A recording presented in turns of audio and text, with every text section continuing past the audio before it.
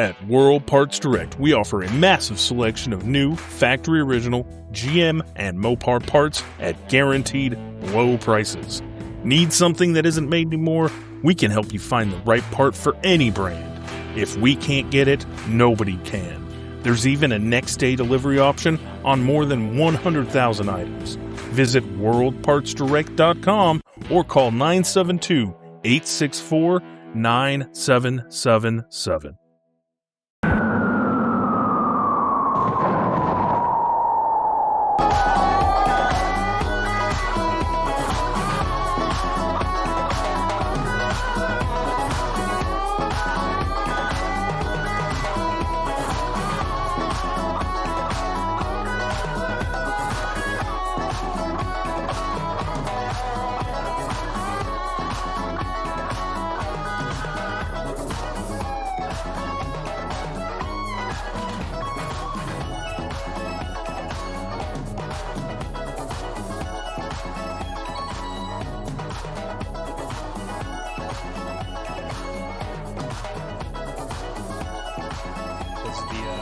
It's actually storming like crazy right now outside.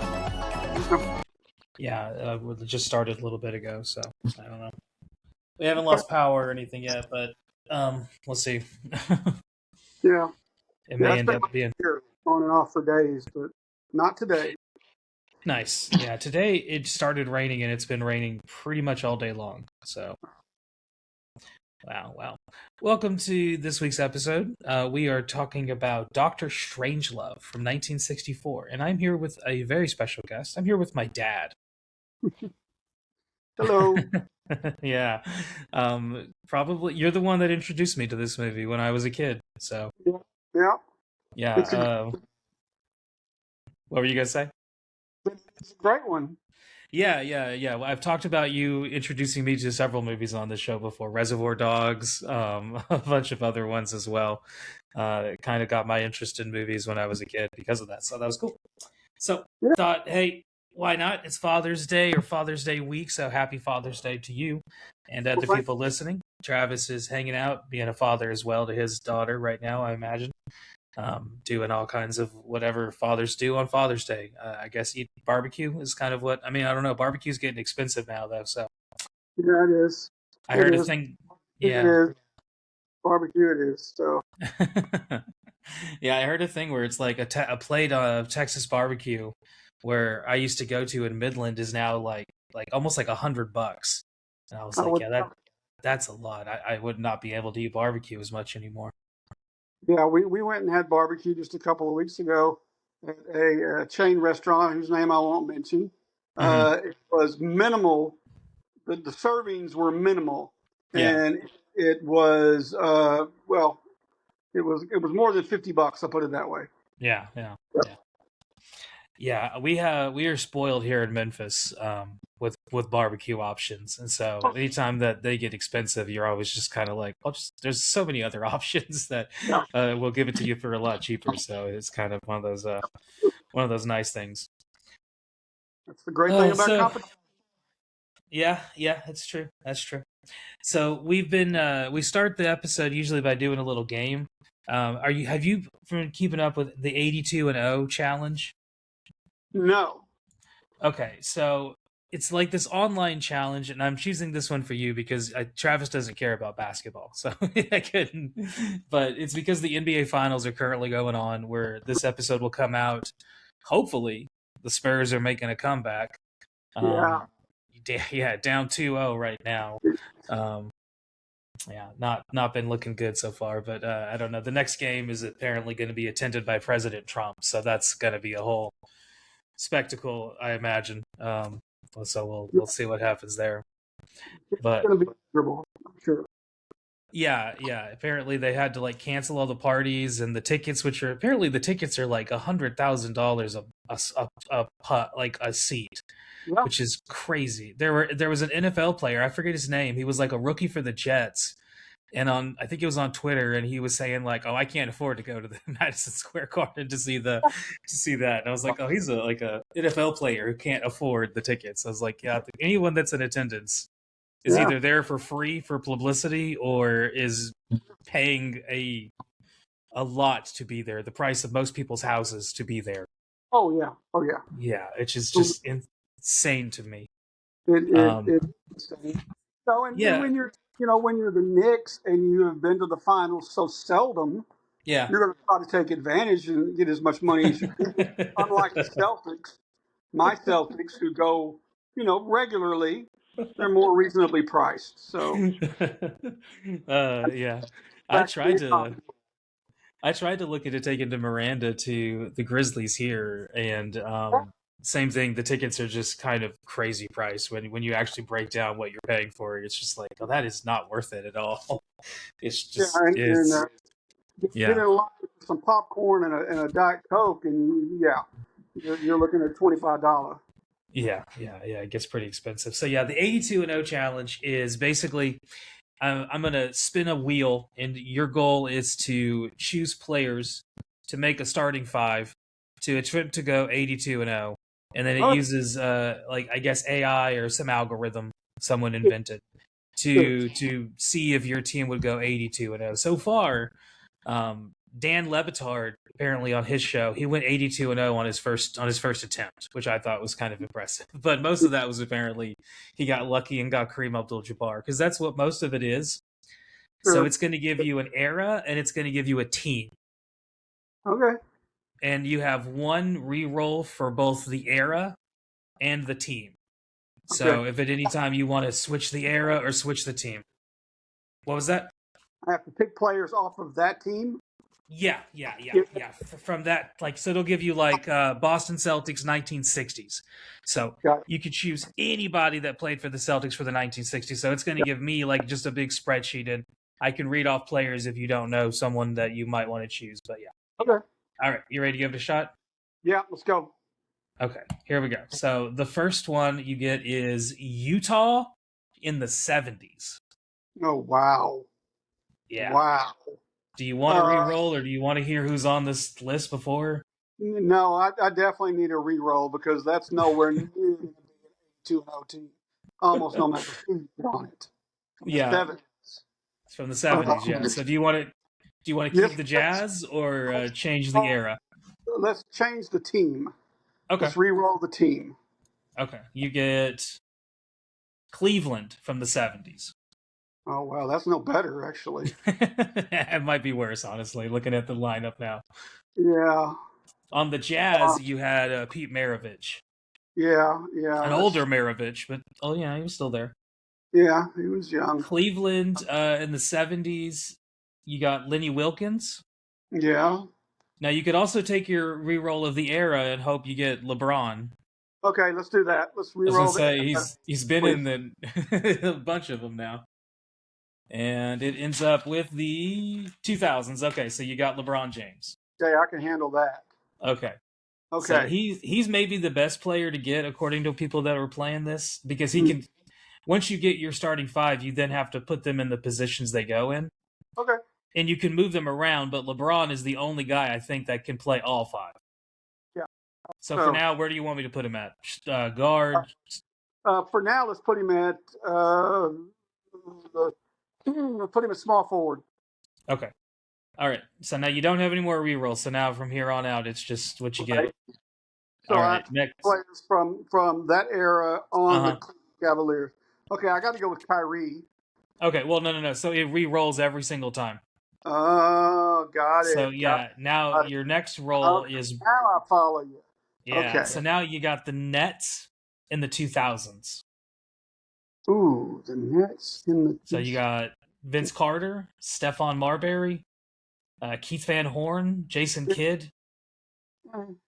You know what? I will go Jason Kidd. Yeah, I was gonna say I think that's your best bet. Yeah.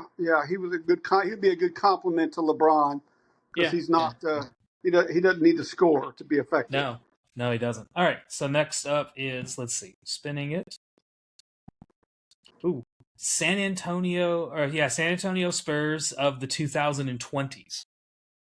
Ooh, so that's right now. So you got Victor. Oh, You got Victor, DeMar DeRozan, DeJounte, Stephon Castle, the whole, basically, yeah, the team that's currently playing right now. well, so can I take Wemby? Yeah, you can take Wemby. Yep, he's here. I will take Wemby. And Okay, I'm well, you going got to. He's multiple position player only. What do they show him as? he's a center only here. Okay, that's fine. That's fine. I'll go All with right. that. So now you're looking for if you keep LeBron where he's at, you have a power forward and your other two guard, or you Right. can also move LeBron to power forward and two guard and free up your forwards Yep. position. Yep. So Yep. yeah, okay. Here we go. Next up, let me hit the button. All right. Phoenix in the 90s. Your team is looking pretty good so far. Ooh, Phoenix in the 90s. So you That's got Barkley, on Jason Kidd. Chambers. Yeah, you got Barkley, Chambers, Johnson, Hornacek, Tom Gugliotta, Sam Cassell, Michael Finley, Yeah. Danny I mean, Ainge. the obvious choice would be Barkley there. I'm just not sure how well Barkley and LeBron are going to. I mean, they got to share the ball. That's not going to be. Yeah, so apparently that's the logic that I had when I did this, and apparently when I was watching other people do it, apparently you're supposed to look for just statistics because it's just a computer doing it. So apparently the computer doesn't factor in that part of it, like the fact that LeBron and Charles are not going to be able to be on the same team, probably. Yeah, right. Okay, in that case, I will take the round mound of rebound. Yeah, You're Barkley. Right. He is a power forward only, apparently. I feel like he fine. played the other forward when he was younger, though. He played a little bit of both. Okay, he could also be a center in a pinch. When he was with the 76ers, he was almost exclusively a power forward because Dr. J was in the other forward spot. But I think by the time he was in Phoenix, he would play both because Chambers was pretty much strictly a power forward. Yeah. I remember when they went to the finals. That was the year my elementary school had our lock-in, so we got to spend the night at the pool. And we got to watch the finals, and I thought they were going to show it like on a big TV. It was like a small little TV that we were all supposed to gather around.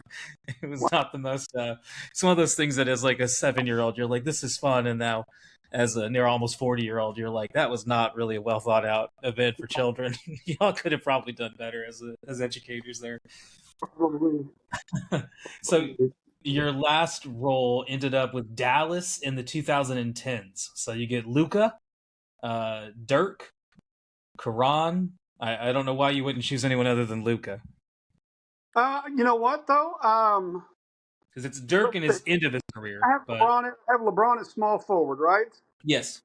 What do they have Dirk listed as? Center and power forward. Okay, so I can't go with either one of him. So yeah, it's got to be Luka. Yeah, I was going to say, I think that's probably your best bet. Yeah. All right, so I am a big Dirk fan, or was a big Dirk fan. So my personal preference would be Dirk, but I don't have a spot for him. Yeah. So yeah, Luka is the guy. Yep. All right, so your team ended up being Jason Kidd, Luka Doncic, LeBron James, Charles Barkley, and Victor Wembanyama. And if I hit the complete button, your projected AI record would be 74-8, so almost 82-0. I would love to see what 8 teams are going to beat that team. I don't know. I was like, whenever I did this, I ended up with like LeBron, Kevin Durant, Jordan, and Stephen Curry. And then I had like, you always end up with one that's kind of like the weak one, it seems like, unless you end up just like complete luckiness. I don't know. Yeah. But yeah, I guess the weak one here would be Jason Kidd. If you're looking at just stats, but hey. Maybe Wemby. Now, but I think in 4 or 5 years that he's going to be maybe among the best of all those. Oh yeah. He seems like he's going to be one of those guys that like 20, 30 years from now people are still talking about. All this criticism he took for the other night, he did make some mistakes, but everybody got to remember this kid's 22 years old. Yeah. He's a child practically. Yeah. So that's just crazy. That's neither here nor there. Yeah. Well, there was our little game. So let's get into the show tonight as we talk about Dr. Strangelove from 1964. This was directed by a man that is probably one of the most famous directors of all time, Stanley Kubrick. I have not seen all of his movies, but I have seen most of his movies. Do you have a favorite of his movies? Is this your favorite of his movies? No, it's not. It is one of my favorites of his. My favorite of his is The Shining. Yeah. That's my favorite he ever did. But he's got several movies that are among my favorites in their particular category. Yeah. So he had a war movie. The name of it suddenly escapes me, even though I know it. Pass of Glory. No. Full Metal Jacket. Yeah, Full Metal Jacket. Yeah. Which in his opinion, apparently, this was not even a war movie, although it was absolutely about the Vietnam War. Mm-hmm. It was about something else. It was about human frailty and things like that. Anyway, that's another one of my favorite movies. Yeah. Dr. Strangelove is certainly of the dark comedy genre. It is my favorite in that category. Absolutely. Yeah, I have not seen his earlier movies like Fear and Desire, Killer's Kiss, and The Killing. The stuff he did in the early 50s. I still have not seen those movies. I haven't either. But Paths of Glory I've seen. I really like that movie. Spartacus is okay. It's okay. Oh, yeah. Lolita, I've actually never seen the movie of. So I haven't. Yeah. Dr. Strangelove, I love this movie. It's one of my favorites of his. Yep. 2001: A Space Odyssey, I really like. I can see why people don't like it. Yeah. I know a lot of people think it's way too slow, and it is way slow. Yeah. And that kind of is like a thing he does with a lot of his movies after that one, where they kind of get real kind of slow and menacing at parts of them. Yeah, absolutely. It took me, I had to watch it a couple of times to fully appreciate it. Yeah. It just, the first time through, I was like, okay, this is ridiculous. But once you figure out kind of the strand that's going throughout the different sections of the movie, it becomes much more interesting. Yeah. His next movie after that was A Clockwork Orange, which is up there with one of his kind of most well-known movies. Yep, love it. Yeah, that's a great one. Next one was Barry Lyndon. Lyndon, love it. I've actually only seen that movie one time, and the only thing I really remember about it is how pretty it is. Yeah, it was a beautiful.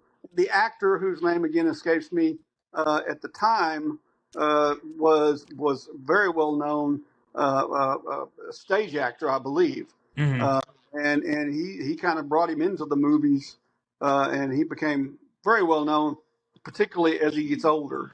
Yeah. And then in 1980, he did The Shining, which you talked about. That's an amazing movie. Yeah. I know Stephen King hates it. Yeah. And I've seen, me and Miranda went and found a DVD copy of it at some point. I don't know, during one of our thrift stops, we found a DVD copy of the TV series that Stephen King produced that is more accurate to the books. Yep. So I watched that because I was curious. The Shining is better. Absolutely. It doesn't follow the books, but having read some Stephen King books, that's maybe from the best, because he's not the best writer in the world. Yeah, I agree. A lot of his books are they have really good, strong starts, really interesting characters, but then when they get to the end, they just kind of fall off a cliff because he doesn't have a great way of ending stories. Yeah.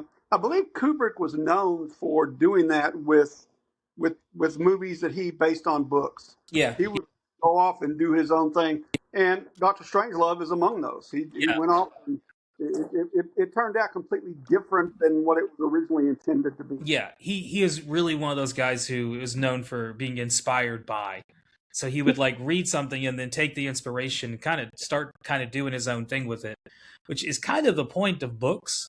If you think about it, you're supposed to as you read it, make up a story in your mind and fill in the blanks. And that's why a lot of people, when they see a movie version of a book, they always feel like the book is superior because it always will be, because you made a better version in your head when you read it. Sure, absolutely. And movies are not able to do that. It kind of gives it a version. So I don't mind him doing that. I don't think it's a big deal. And like I said, I've seen both of the Shinings, and I like the Stanley Kubrick version a lot better than the TV version.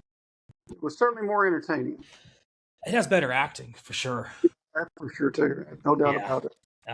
Next one was Full Metal Jacket. I like that movie a lot. I think the first half of it, when they're in basic training, is amazing. Yeah. And then after that, it gets a lot less interesting for me. Yeah. And I don't know if it's just like different movies. Yeah, it basically is a second completely other movie where it's like, okay, well now we're out of basic training and now it's kind of like a really dark comedy centered on this guy kind of finding these people and trying to survive in the Vietnam War. Yep, absolutely. But I like the first half of it a lot more. I think Arlie Remy is really intense. All of the characters are really well done.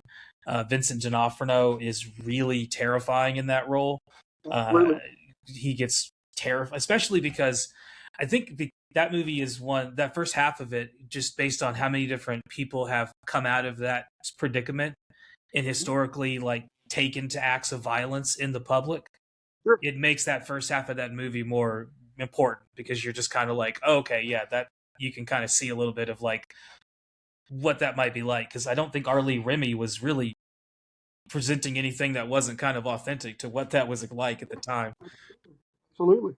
Because he was, I think his job was originally supposed to be like the a consultant, and then he Yeah, just was so good right. at it. They were like, well, you just do it. Like that's Yeah. better. Like we're not going to find Yeah, anyone that's going to be able to top that. apparently he would, when he was as the consultant, he strung together like 40 minutes of insults, Yeah, and they're like, okay, we got to get this guy, not who we have, because yeah, I can do this. And he based it on his true life, actually yeah, being a drill sergeant. yeah. Uh, As you so can see. he was an interesting guy for sure. Oh yeah, yeah, yeah, and he would show up in a bunch of other movies. A couple that we've talked about on the show before. Arlie Remy is one of those actors that he's kind of just, he had a career kind of like Danny Trejo. It's just one of the weird careers that just began out of nothing and it turned into a lot.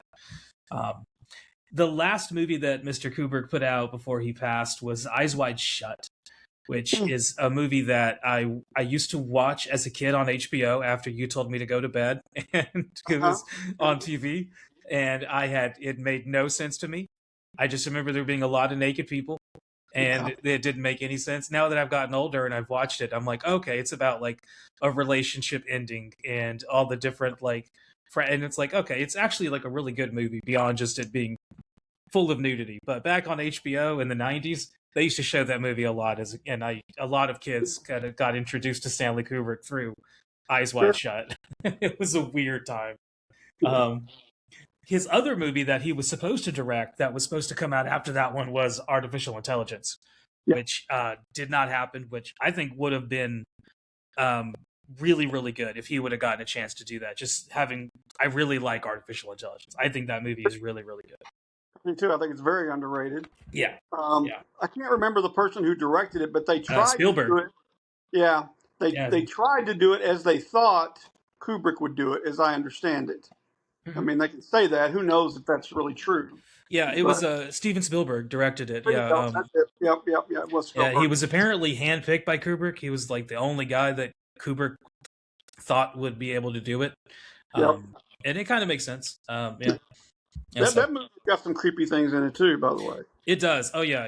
That's another movie that I watched Artificial Intelligence as a kid, and it didn't make any sense to me. And then watching it as an adult, and I'm like, okay, I understand what's going on now, and it makes the end of it a lot sadder when you realize that like all he wanted was his mom, and the whole thing was like a dream, and it's just like one of those movies where you're like, when you understand what's actually happening in it, it becomes a lot better of a movie. It just takes a while to piece together what is actually happening because there's a lot going on.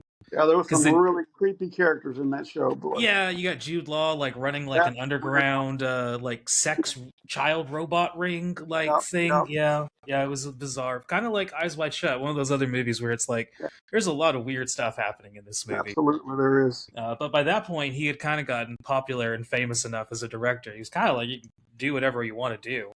Absolutely. He was kind of the one coming up with the money to do it. So kind of had a full reign. And he is adapting here, like you said, based off of a book called Red Alert by Peter George, which is, I do own a copy of. It has nothing at all to do with this movie, really. It's kind of like Shining as well, like you said, kind of taking and doing his own separate thing with it. Right. The guy helping him, Stanley, write this movie is a guy by the name of Terry Southern, who is considered by many people to be one of the most amazing writers to ever work in Hollywood.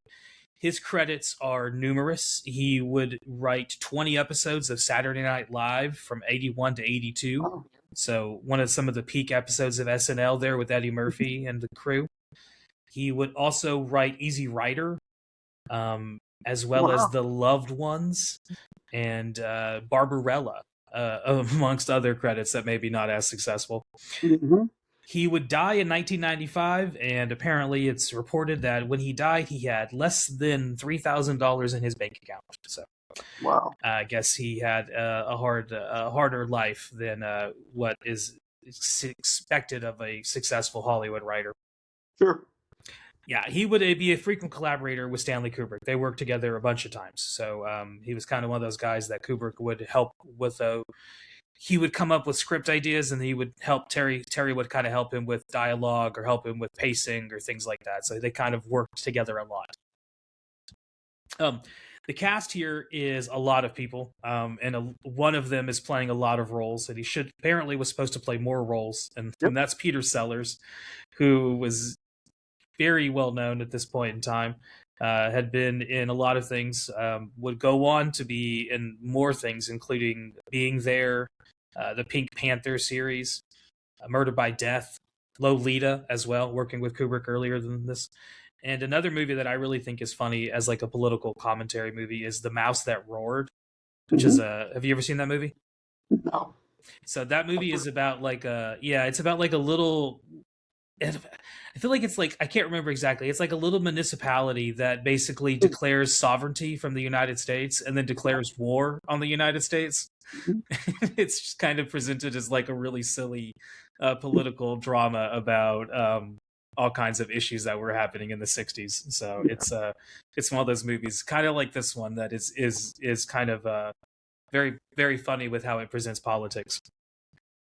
Actually, this movie in 2026, this movie is less of a comedy and more of just like, no, this is kind of how it seems like people act in politics, honestly. It doesn't seem to be as much of like a we're making fun of it as much as it seems like oh no, this is just like a kind of a serious portrayal. Yeah, it's just kind of real, terrifyingly real, maybe. Yeah. So the next guy we'll talk about is George C. Scott, who this was kind of the peak of his career in the 1960s. He had been in a lot of things and would continue to be in even more things, including probably his biggest famous role as Patton. Yeah, where it's kind of what he got known for. He was also in Exorcist 3. There's one that most people forget about. What I've read, and I obviously don't know this fact, but his acting in Dr. Strangelove, he thought it was a joke. Yeah. He did not realize what ended up on film was going to be on film. He was a very serious actor, and apparently was very upset when he saw the first cut. So that was interesting. Yeah, he was a very well known a theater actor at the time. That was just kind of stock in trade. But he was not happy with the end product here. He said, like you were saying, similar thing. He took a lot of problems with when the final product came out, of kind of being like, that's not really what I thought we were doing. Right. Yeah. Well, it's funny though. He's clearly had a great sense of humor because he was hilarious. Yeah. Everybody in this movie is hilarious, and it kind of it goes against a lot of the history of Kubrick, because you hear about, like, he's one of those directors that was kind of notorious for making people do 1,000 takes. You know. Oh yeah. You had to do it again. I think the story was in Clockwork Orange, that scene where Malcolm McDowell walks through the little magazine stand, that whole scene. Yep. Apparently they filmed that like over 100 times. Just walk through it again. Well, just over and over and over and over again. To the point where even the actors were like, I don't know what I'm doing wrong. Like, why do, like, you know, because most of them are used to like 1 or 2 tries. Okay, good. We're moving on to the next thing. And that is apparently not how Kubrick does stuff. Yep. But Peter Sellers, who we just got done talking about, apparently, according to the background of this movie, had to tell Kubrick, like, as an improv person, I can't replicate it over and over and over again. So every time you ask me to do it again, it's going to be different. Like, it's just going to be different every single time. So seeing them work together is kind of interesting because they're two people who are like completely opposite in terms of how they come about, like their craft, like how they like to work. One likes to come to work very prepared, and the other is like, I can show up kind of loose and I can figure it out as I go. Uh, Next up after George C. Scott is Sterling Hayden. Yeah, I was not as familiar with him. Interesting guy. Yeah.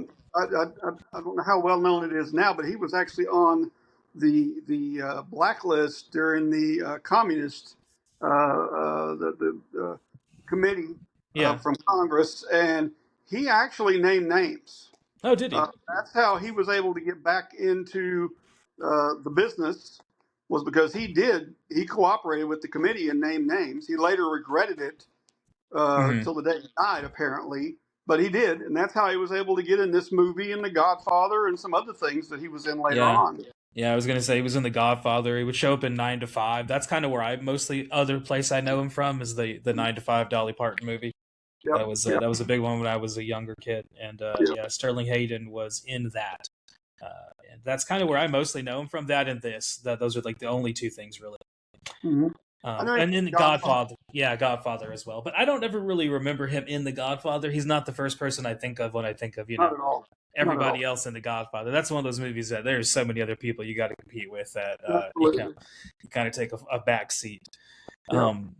Next up in the cast is Slim Pickens, who is a guy who kind of similar that we were talking about, kind of made a career for himself and in Hollywood, kind of came about it in an awkward way. And this and Blazing Saddles are really the only things I ever associate him with.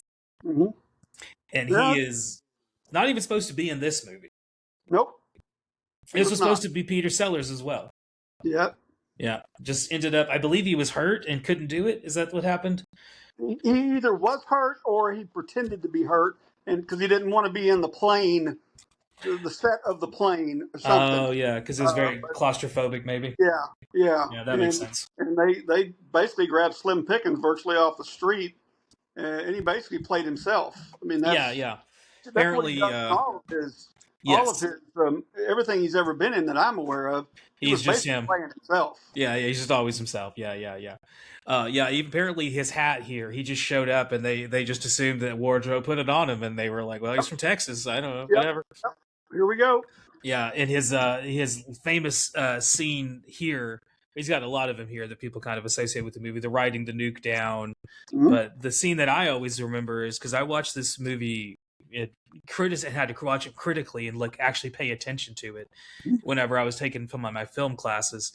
And one of the things that we pointed out then is that you can tell the audio difference whenever he says a guy can have a fun day in Vegas with all of that stuff. Yep. Because the audio quality completely changes. Because it's not what he said. He says a guy could have a fun day in Dallas with all of that stuff, which would make more sense based into his character. Right. But that gets into the other problem with this movie, which is all of its connections to the JFK assassination. Absolutely. The timing. The timing was, well, for several movies actually during this time frame was just terrible. Yeah. You can. When I watched it again the other night, I specifically was watching his lips, and you can see clearly he says Dallas. Yeah, he says Dallas. Yeah. I mean, which makes sense. I mean, there's a fantastic book. I forget the author of it, but it's called Dallas 64.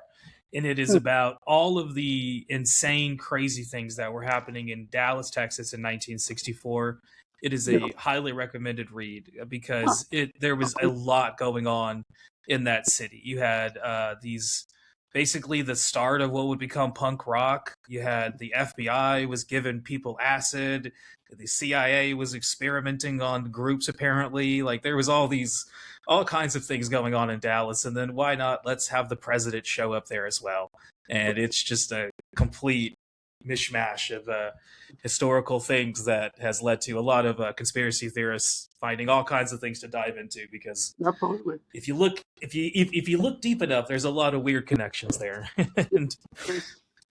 And then you get into the connections with, did Stanley Kubrick film the moon landing and all of that stuff, which is that's also kind of a fun rabbit hole to fall down to. Oh yeah, Then absolutely.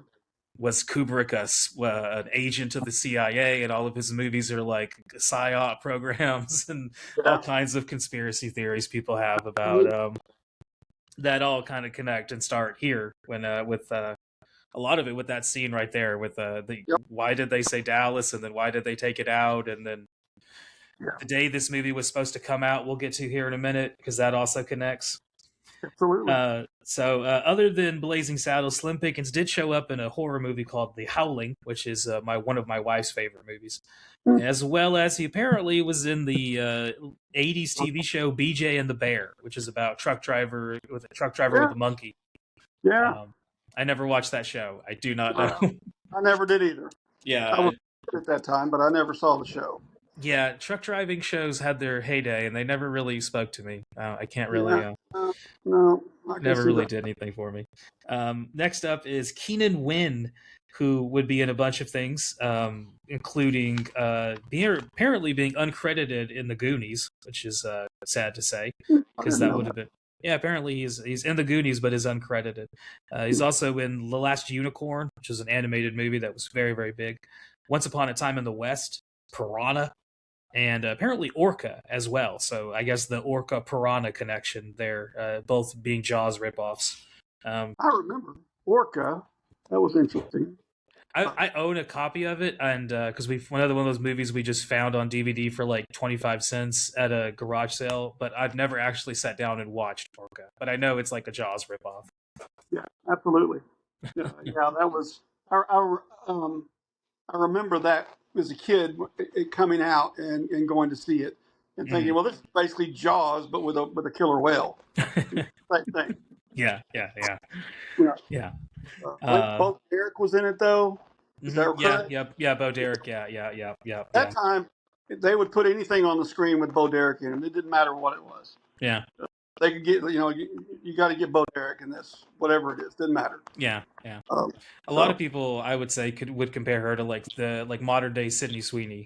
Is kind of like similar to Bo Derek, where she just kind of is like in things sometimes just because of her physical appearance. Absolutely. Where you're just like, oh yeah, she's in this too, huh? Okay, well. Absolutely.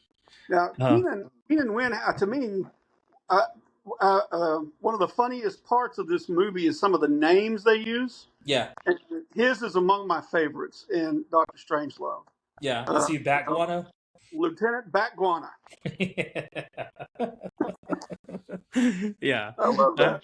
Yeah, I remember you texting me about that, and that's very, very funny. Yeah. Next up, and the last guy we'll talk about is James Earl Jones, a guy that we actually talked about when he died on the podcast. He was one of the first episodes we recorded way back. Is one of the days that James Earl Jones passed, and I talked about me and Travis reminisced about all the movies he was in when we were kids: Lion King, Field of Dreams, it was Darth Vader's voice. And then a little known movie that I actually really, really like of his is Finder's Fee. And it is streaming on Tubi. That is a really, really good movie. It's got Ryan Reynolds. It's got Matthew Lillard, James Earl Jones. It's about this like group of friends, and they're playing poker. They have like a weekly poker game that they play in, and one of them finds a wallet on the street the morning of, and he takes the wallet home, and then it's set in the year 2000, so it's before internet, anything like that. And so he looks up the guy and he tries to call him and say like, "Hey, I have your wallet," and then that leads to a whole bunch of is the guy that shows up the real guy? And then there's the police show up for different things. It's a movie that could have been a stage play, but was written as a movie instead. And if you watch it, it's really, really good. Honestly, the performances are really, really good. And James Earl Jones is really good in it. And Matthew Lillard is also really great in it. It's the movie that whenever Quentin Tarantino said Matthew Lillard is a terrible actor, I was like, he's really good in Finder's Fee. I don't know if he's good in everything he's ever been in, but he's good in Finder's Fee. I really like him in that movie. So there's an underrated one there. So there's a lot of other people in the cast as well. Tracy Reed, who would show up in Casino Royale, amongst many, many other things. She's the only female in this movie. Yep. Yeah. And this movie goes into one of the things that we talked about when we watched it in college was all of like the sexual and gender politics that are inherent in this movie. And yeah, that's you could have a whole separate conversation and go into all of that stuff. And one of her role kind of factors into that in a large way. And that is not happening by accident. It seems like that is very intentional. Stanley I believe Kubrick kind of doing some stuff there. Yep, And absolutely. Peter Boole is also in this movie.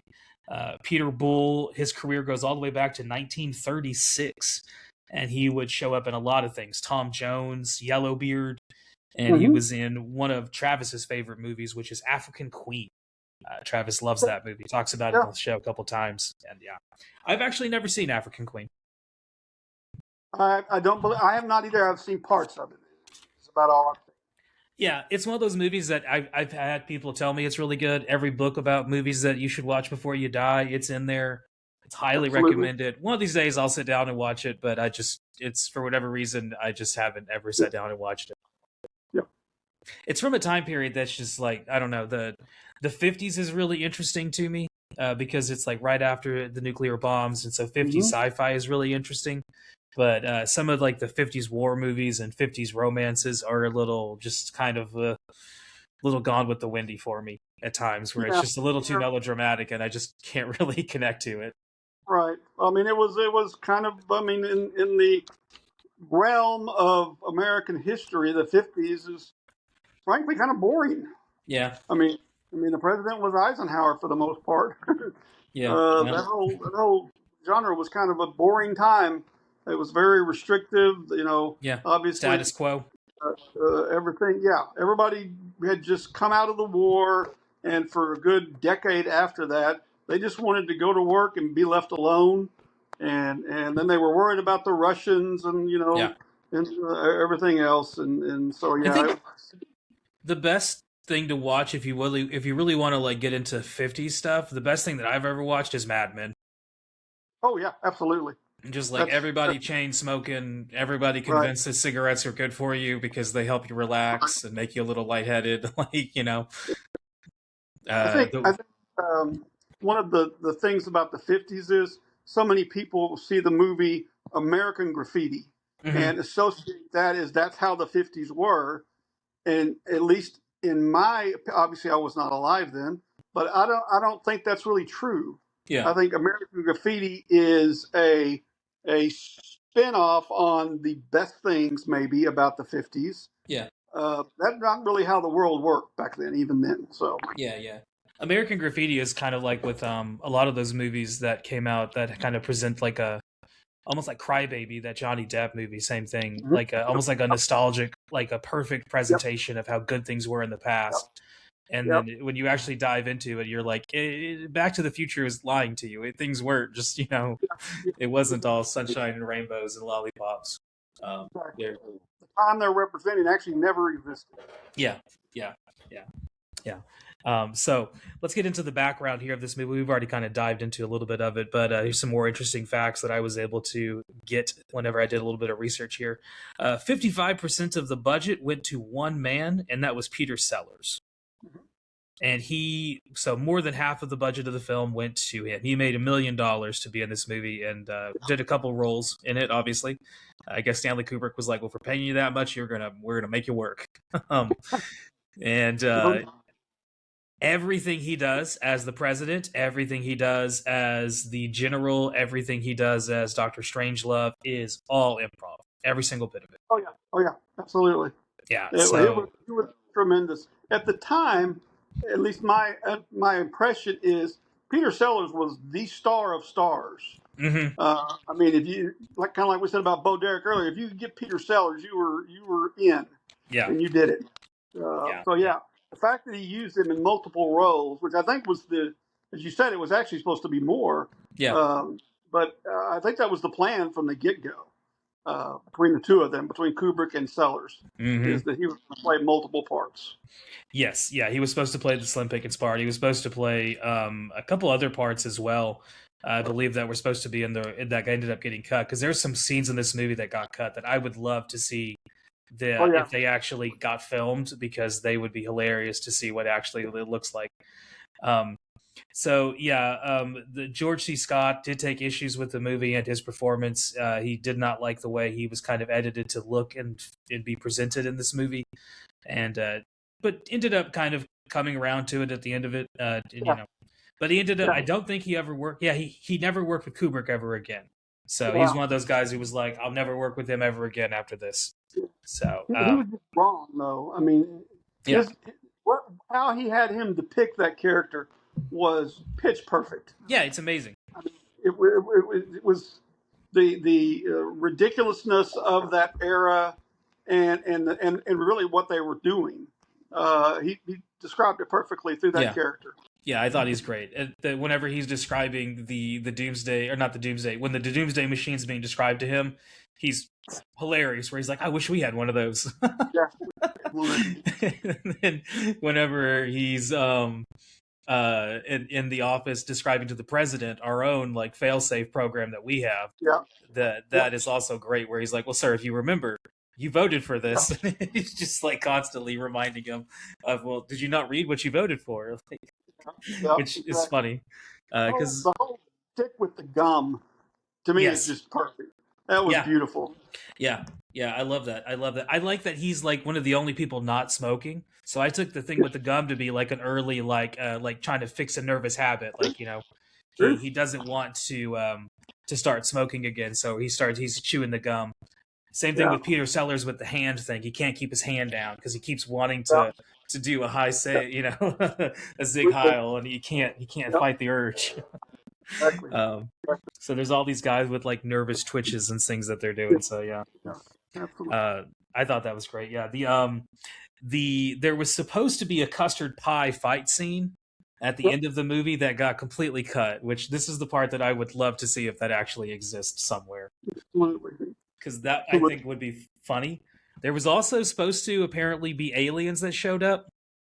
Yeah, I heard that as well. Yeah, like there was Uh-huh. supposed to be like a framing device where the aliens are just kind of like almost like The Simpsons.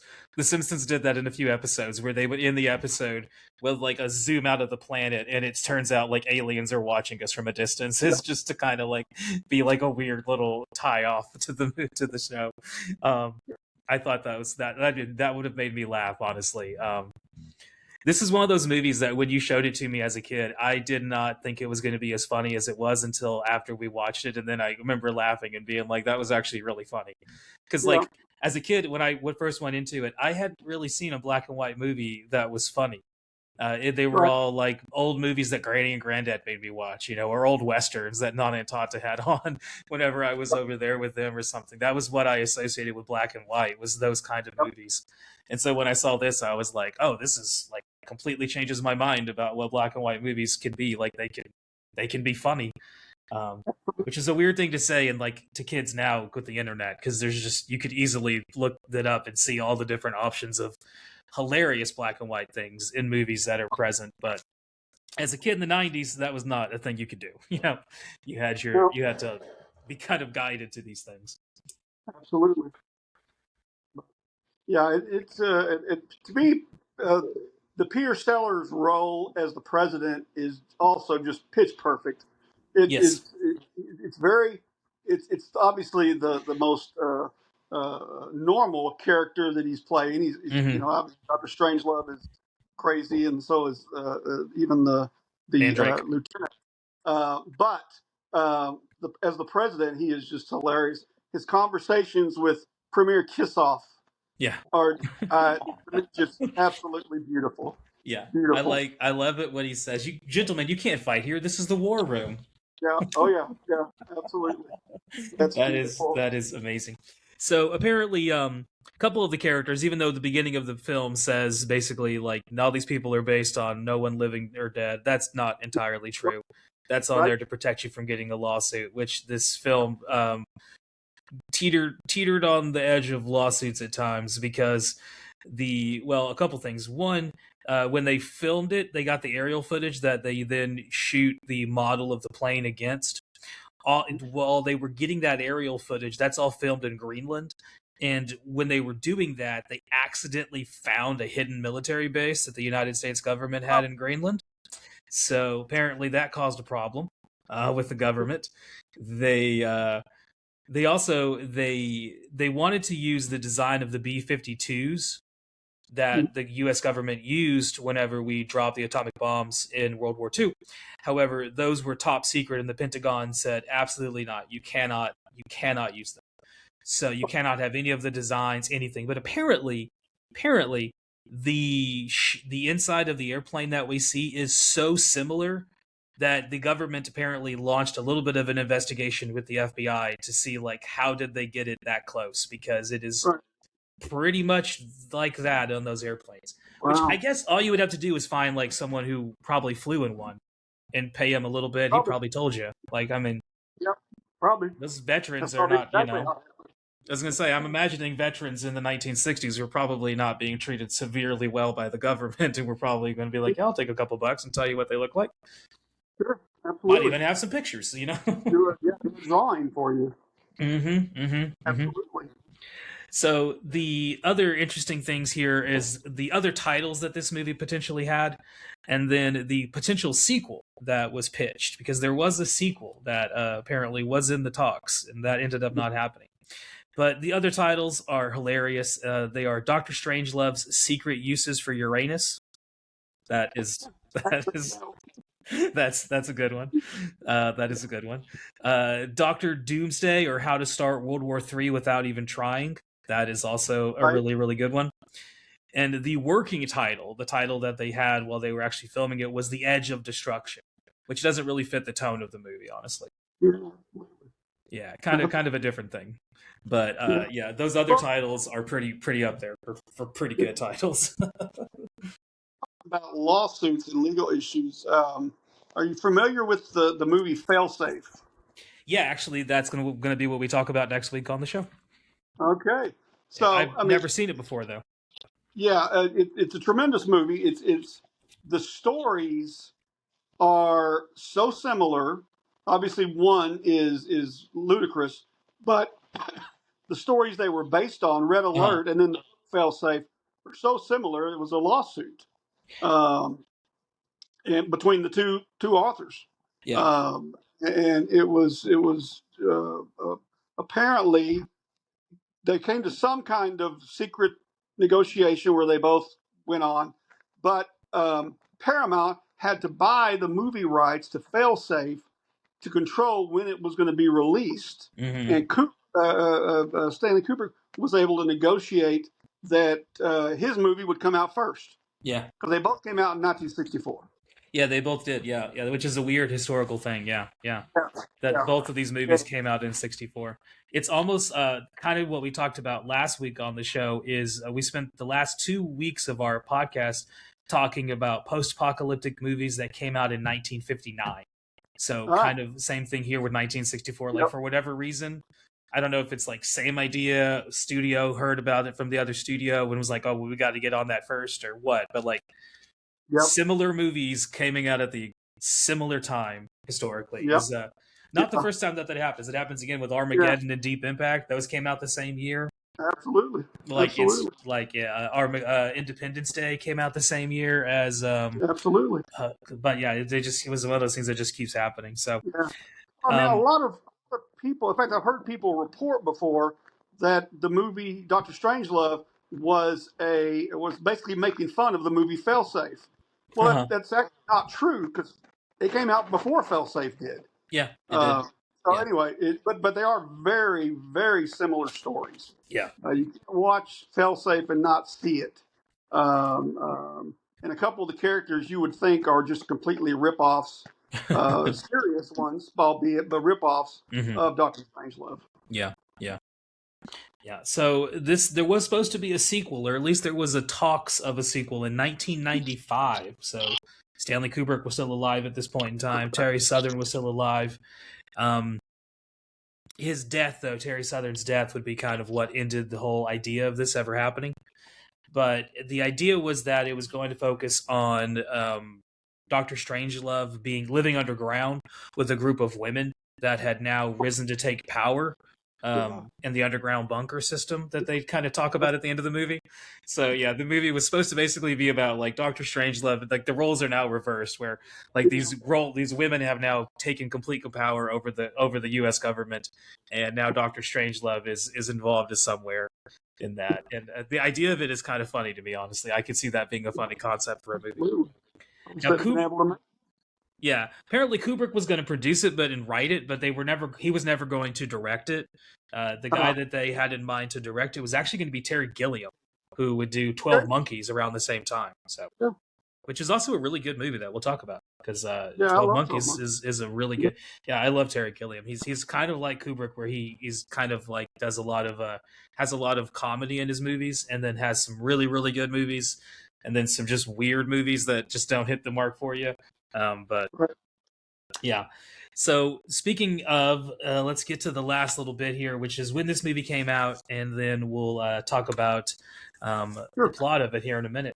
So before we do that, the one guy that really loved this movie was Elvis Presley. Apparently this was one of Elvis's favorite movies ever. He loved it so much that he apparently like almost wanted to buy a like film print of it so he could have it in his house at all times in Graceland. So I thought that was funny. Apparently, other people that really loved it were George Lucas and James Cameron, for the directors we've talked about on the show before. This movie was nominated for a lot of Oscars, but it did not win a single one of them. In fact, it is one of the only movies to ever get nominated for this many awards and not win a single one.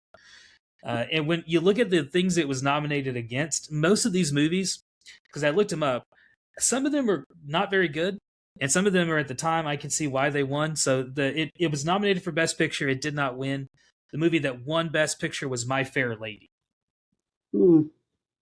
Historically, not really that important of a movie. No, yeah.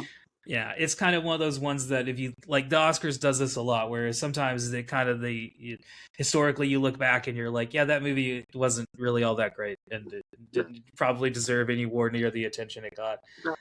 Stanley was nominated. Yeah. Stanley Kubrick was nominated for Best Director, and he lost to George Cukuro, I think is how you say that. He was the director of My Fair Lady. Peter Sellers would be nominated for Best Actor, and he would lose to Rex Harrison, who was also in My Fair Lady. Yeah, I've never seen My Fair Lady, so I can't say if it's quality or not. I've never seen it before. Yeah. It's just one of those movies that immediately I'm just like, maybe I'll watch it one day, but it's not one that I like want to jump to watch immediately. Yeah, it's not a priority. Yeah, the other movies that were nominated that also won a bunch of awards that year were Mary Poppins, Beckett, and Zorba the Great. Anthony Quinn, right? Mm-hmm. Anthony Quinn, yes, yep. Yeah. Those were the big movies of the year, were Beckett, My Fair Lady, Mary Poppins, and Zorba the Great. Of those, I think Mary Poppins is like the only other one that has maybe any kind of cultural legacy this many years on. You know. So this movie, Doctor Strangelove, came out on January 29th, 1964. So very early in the year 1964. It was going to originally, like you said, the original date was November 22nd, 1963, which was the exact same day that JFK got killed. Yep. That was the day it was supposed to come out on, and that did not obviously happen. It got pushed back just a couple months to January of 64. And here were the songs that were in the charts, as we always talk about every week before we take our little interlude to go get a drink and then come back and talk about the plot. So I was obviously not alive in 1964. And you weren't alive either at this point in time. Not till later. No, I was going to say, yeah, you would be born later on this year, but not in January. Nope. So these were the songs that were popular at the time. And of these songs, I got to say, these are some killers. There were some good songs in the charts. Whenever we do this, it's fun to look back at the 50s and the 60s and the 70s just to see like how many of those songs have continued to be popular now. Versus whenever me and Travis have looked at movies from like, say, 2012. and it's like none of those songs you could even pick out of a lineup as being popular. It's a weird thing with music where it's just the old stuff is just kind of holds up. So big songs on January 29th were I Want to Hold Your Hand by the Beatles. That had just hit the charts. That's a good one there. Louie Louie by the Kingsmen. Oh Lord, yeah. Mm-hmm. Hippy Hippy Shake by the Swingin' Blue Jeans. Hippy Hippy Shake. Okay. I don't know that I've heard. More. That's it's been in some movies you've definitely seen before. Okay. Like it was in The Sandlot, I'm pretty sure. Yeah, got it. Next up is Surfin' Bird by the Trashmen. Okay. Yeah, the song that most people probably know from Family Guy, doing it over and over and over again, where they do the bird, the bird, And the I bird still is the don't. word. I've never understood that song. Why it was ever done. I don't It is know. entertaining. I will say that. There was like we talked about this last week whenever we were looking at the music then, and then the week before where we looked at Tequila, which had just won the Grammy for best R&B song. That song Tequila won the first ever Grammy for best R&B song, and that also is like a weird novelty song. I think the 50s and early Yep. 60s were just still like novelty songs. Yep. That was the I mean, thing. yeah, and when we looked at the 50s before, like How Much Is That Doggy in the Window was like the number one song in the world at the time. Like it was a weird time. People had yet to really kind of formulate and kind of develop any kind of taste as a culture yet. I don't think we had gotten there yet. It happens after the Beatles and Elvis get big though. Yeah. So next up we got Love's Gonna Live Here by Buck Owens. Wow. I don't think I've Good ever heard old that Buck. Buck Owens song. I don't think I have either. I'm familiar with Buck Owens, but yeah. Yeah, I they was make a connected to his music when I was a child at my grandparents' home. Their favorite show was Hee Haw. And Buck Owens was one of the hosts of Hee Haw for many years. Yeah. So I probably have heard it. I'm just not.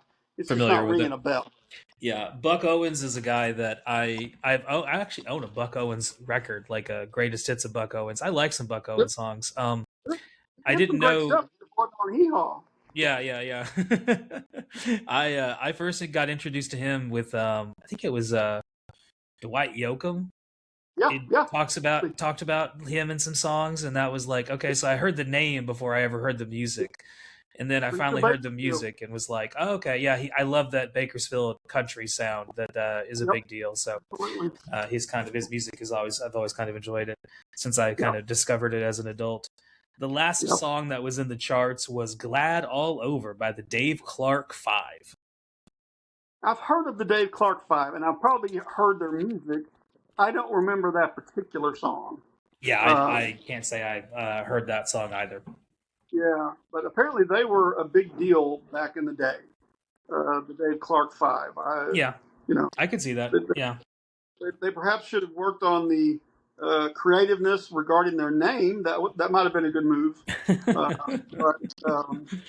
But apparently their music was very popular at the time. Yeah. Well, like just in 1964, here at the beginning of the year, you got the Kingsmen and the Trashmen, and the Swingin' Blue Jeans, which are all like garage rock, surf rock. So that stuff is becoming more and more popular. So it's kind of weird to see that all of that stuff now you would kind of associate with what they call proto-punk, which is just like music that was really kind of up-tempo and fast and a little sloppy before we had punk music as a thing in the 70s. So you can kind of trace the origins of it back, and it's fun to see it. Yeah, 1964, there it is, not only in the charts, but at the top of the charts. So like a bunch of people listening to it. I got to think the Beach Boys are probably somewhat responsible for that, because they kind of introduced a lot of people to surf culture and surf rock in general. So, that's 100% correct. I think they're one of those bands that does kind of gets underrepresented in at least in American culture. A lot of people forget that, like, the Beatles are the most successful rock band ever, and then they're from the UK. Led Zeppelin from the UK, and the Who from the UK. Rolling Stones from the UK, but the Beach Boys I know people don't associate them with rock music, but they definitely had some rock Yep, origins to their stuff. And absolutely. They had their, you know, the Sergeant Pepper's was the the songs that they did, or excuse me, mhm. that album was inspired by Pet Sounds Yeah, I love Pet Sounds. from Yeah, the Beach Boys. yeah, the Beach Boys. Yeah, I think if the Beach Boys would have broken up and never gone on to just like do, what's that Yep. awful song they did in the '90s? God, I Yeah. Kokomo, Kokomo. Yes, yes, yes. Kokomo. If they Yep. would have stopped doing stuff long before they did that and just broken up like the Beatles did, I think they would have Yeah. people would have remembered them a little differently. Now it's kind of like, Oh, absolutely. they're the band that, at least growing up as a kid, you would see their greatest hits CDs at Hastings for like $5. And it's Uh huh. like, oh, well, how good could the Beach Yeah. Boys be? The greatest Yep. hit CD is $5, whatever. The Beatles is like $20, for their greatest hits. And so, Absolutely. but the Beach Boys are one of those groups that I actually really like the Beach Boys quite a bit. I do too. Yeah, I Yeah. think I was gonna say you're kind of the one that introduced me to the Beach Boys and the Beatles. You bought me my first Beatles record, Sergeant Pepper's Lonely Hearts Club Band, which I still have that Yep. one sitting around here somewhere. Ah, All these years later, yeah, I still kept it all these many years later. Well, we're gonna take a little break and come back and talk about the plot. Do a quick little rundown of the plot of Doctor Strangelove. See you Okay. guys in just a second.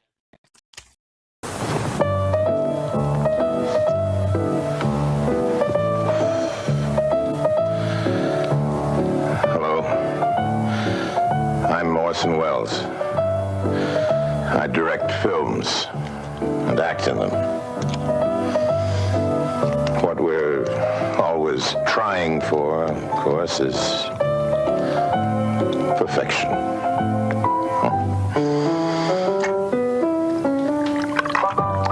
In a film, that's only a hope. But with Final Picture Show podcast. you can rely on it. Perfection.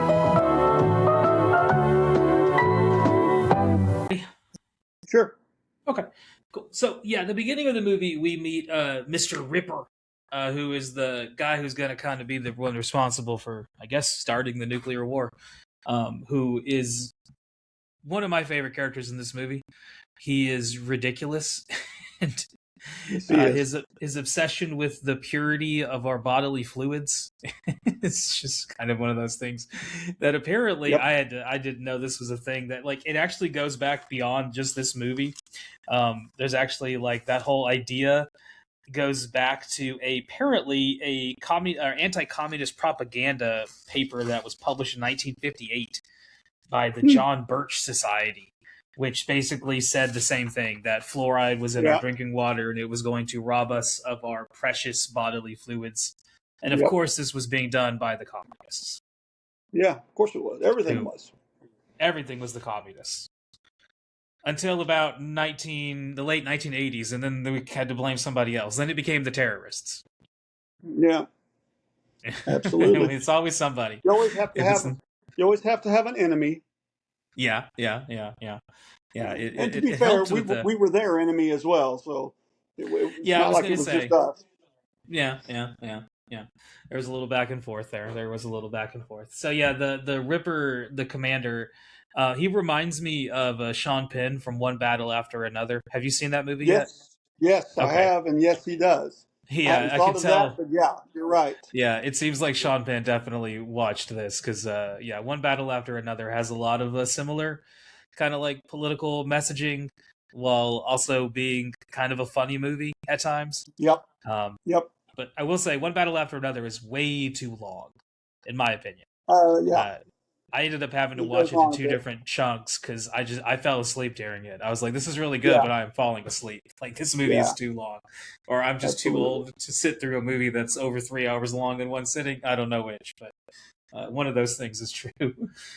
So Yeah. Ripper is the Air Force captain, and he is going to call in Wing Attack Plan R, which kind of begins the whole movie. And kind of the whole premise of the movie is that he's doing this under false pretenses because he wants to start basically he's tired of there being the Cold War. He just wants to get something going. Yep. Which is Absolutely. seems like it, probably was a mentality that some of the generals there had. Absolutely. That was a thought at the time, militarily, in which many of the people, not just military people, but even political people, thought, okay, we have the advantage right now. Mm-hmm. We should knock them out now rather than wait. Yeah. Again, our military intelligence was very lacking at the time. Yeah. Because we didn't really know what they had or what they didn't have. So it was kind of a silliness anyway. But really, the Cuban Missile Crisis kind of played into that, because there was many people who wanted us to attack Cuba and start a war with the Russians, based on that exact premise that Jack Ripper, that exact idea, exemplifies there. Yeah, I was going to say that's part of the conspiracy that people tie into the death of Kennedy. That he wouldn't go fully into it. Yep. After Bay of Pigs, and that Absolutely. kind of that whole disaster and everything there. And so, that was one of the things that apparently that is, if you believe that conspiracy theory, that is one of the reasons, the many reasons, that's not associated with Marilyn Monroe or aliens or Lyndon B. Johnson. That ties into maybe one of the reasons, or the mafia. There's a bunch of different reasons, or the Catholic Church. The list goes on and on and on. Yeah, it does. Everything's going to be intermingled in there somewhere. Yeah. So I do like that once they communicate with the plane immediately goes into the fail-safe, follow the orders and just shut everything off. And that part of it, as a literature major, is very Kafka-esque. And to say that, that's a phrase that people toss around sometimes, but what it really means is that, borrowing from the idea of Franz Kafka, which in one of his most of his stories kind of ties into the premise of bureaucracy not having any real point, and kind of doing things without having any real idea as to why you're doing them. And so you see that here with, they're like, well, we have to shut off all radio communications. Why? Well, that's what we're told to do. And it's just that kind of that whole that whole idea of following the orders is what Kafka gets into. And you see a lot of that here. And Kubrick is making fun of it by pointing out the obvious problem of well, if everyone just follows orders and no one stops to critically think about the orders, at some point there's going to be a problem. Yeah, exactly. And here's your problem. Now you've got a full-scale nuclear war happening without anyone ever stopping to think about the issue of maybe we shouldn't have everyone just shut their radios off. Yep, exactly. Which the president, part of it was that the paranoia of the time, because that there was certain. It's not just in the movie; it was in real life. Certain circumstances in which orders could not be rescinded, because the fear that the Russians would be able to basically imitate the president or the various military personnel, and trick them into, trick our dumb people into doing the wrong thing. So it was definitely a thing at the time, the paranoia. That whole fear of the Red Scare, of the communists have infiltrated us and they're amongst us and they're listening to your conversations and they're gonna, they're planning some kind of evil takeover. It's just a matter of when, not if. That's still very much in this movie, and it kind of makes fun of it at times, which is kind of fun to see, because there was historically there were spies in there in all kinds of places. There were American spies and all kinds of weird ones too that have been revealed now that files have been released. That show that America had spies infiltrating in all kinds of places as well. So part of that fear was rooted in some kind of logic, but the idea that literally you can't trust the guy delivering you milk, that might be a little far-fetched. Exactly. What's he up to? That kind of. Exactly. Which is weird, because in the 50s, at least in a lot of the movies that we've watched, it kind of seemed to be good fences make good neighbors, kind of everyone keep to themselves. Oh yeah. And then in Yeah. the Yeah. 60s now, it's like, well, maybe you should be keeping a little bit more of an eye on your neighbor, and take, Yeah. a little bit, Absolutely. paying a little bit more attention to what they're doing, and not just keep yourself to yourself kind of a thing. It's just kind of Yeah. an interesting change that you see as the Cold Yep. War kind of continues to go on, because now it's been going on for a while. Yep. We're almost 20 years in after World War II, and Yep. you still got Russia and you still got America having issues, and we're still at a Yep. stalemate where at any point in time we could just kill each other. Absolutely. It's a weird, like, I think that points to one of those, like, things as millennials we always talk about, how, like, and this is a thing you see with a lot of millennials, people my age, and Travis and I have talked about it on the show before, that, like, that kind of this constant fear that we've grown up in, that, like, Mhm. I've been told, like, one of the reasons we started the show, and is kind of my fascination with post-apocalyptic movies and sci-fi movies, is because since I was like 9 years old, I've been told, like, the world is going to end any minute now. And Oh, yeah. that was in a time period that was seemingly far safer than when you were born. So I can't even imagine, Yeah. like, the historically, that kind of mind frame of, like, well, at any point in time now, Russia could drop a bomb and I'm just going to die, because that existed Yeah. until I was born. Like, Yeah. the Cold War didn't end until the 80s. Absolutely. And it was even more so when my parents were young. Yeah. In the late 40s and early 50s, whenever they were in school, heck, they were doing the stop, drop, and roll thing at school. Get under your desk like that's going to protect you from a nuclear attack. Bomb. Yeah. It was all done just to make them feel safer, like they had some level of control. And whenever they were, everything around them told them they had no control. So Yeah. it was interesting. Yeah. And I think that those fears as a teacher, you see those things in the Gen Z kids that I teach. These kids that have grown up where they've only ever known, at least politically, that fear of, like, because whenever I was a kid, Democrats and Republicans could still work together on issues. George Bush and Jimmy Carter didn't always see eye to eye, but anytime George Bush and Jimmy Carter, they played golf together. It was very much a thing where it was like, Republicans and Democrats were friendly. Now, as a kid, the kids that I teach are 15, 16 years old. They have never known that world. It is Republicans and Democrats hate each other.